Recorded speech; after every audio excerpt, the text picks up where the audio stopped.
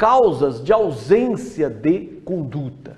Então, hipóteses em que não existe conduta. Causas de ausência de conduta.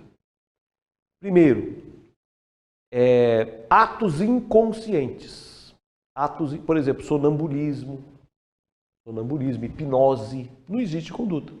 O sonâmbulo foi lá e esfaqueou alguém. Não existe a conduta. Ele vai ser absolvido, porque não existe conduta. Ele não tinha consciência. Então, sonambulismo, hipnose, sujeito hipnotizado foi lá e estuprou. Não existe a conduta. Ok?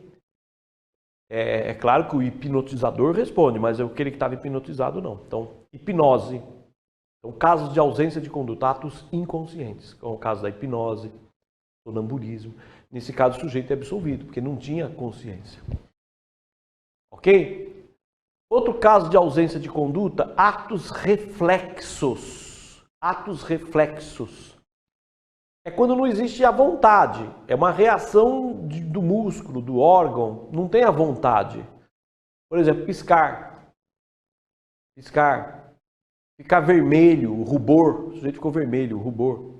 Tem o reflexo rotuliano, da rótula do joelho. O médico deu uma marteladinha no joelho, o sujeito chuta o médico. Compreenderam? Aqui não existe conduta, porque não tem controle da vontade. Não existe vontade. É um músculo, é um órgão que reage. É um músculo reagindo, um órgão reagindo. Então aqui não existe conduta. Imaginemos uma pessoa que toda vez que ele fica vermelho, o rubor, toda vez que ele fica vermelho, ele emite um vírus que mata quem está perto. Ele não vai responder. Ele não vai responder criminalmente, porque ele não tem a vontade. Ele não tem controle sobre isso. Então, falta de vontade. Tá? Então, atos reflexos exclui a conduta por falta de vontade, que é o caso do rubor, por exemplo. Tá bom? Também não existe conduta. Então, não existe conduta em atos inconscientes, não existe conduta em atos reflexos, não existe conduta na coação física irresistível. Coação física irresistível. É quando a vontade é eliminada. Coação física irresistível. A vontade é eliminada. Então, A amarra B e conduz a mão de B para agredir C. Quer dizer, a vontade foi eliminada. A amarrou B e conduziu a mão de B para agredir C. O B não tem vontade. Coação física. Coação física é quando a vontade é eliminada. Então, não existe conduta. Agora, a coação moral é uma ameaça, né? Bom, vai lá, assalta um banco, senão eu vou matar tua filha aqui. Isso é coação moral. O sujeito pratica um crime porque foi sob ameaça. Se você não for assaltar um banco, eu vou matar tua filha. Então, na coação moral existe a conduta. Mas ele é absolvido.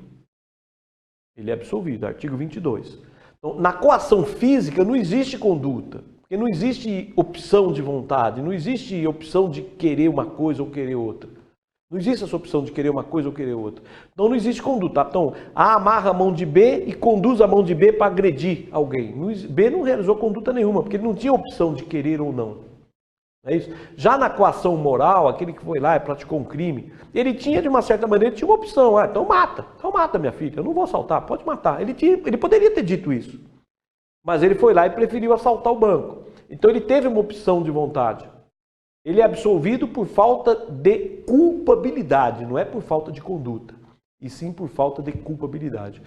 Então, na coação moral irresistível, na moral, que é a ameaça, ele é absolvido por falta de culpabilidade. Na coação física irresistível, ele é absolvido por falta de conduta.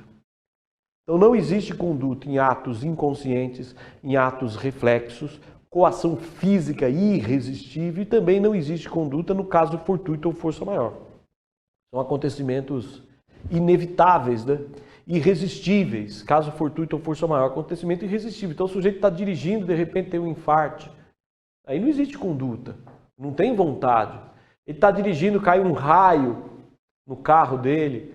Aí não existe conduta, o carro capotou. Então, caso fortuito ou força maior, acontecimentos irresistíveis, inevitáveis, não existe conduta aí. Então, o sujeito vai ser absolvido aí por falta de conduta. Tá certo?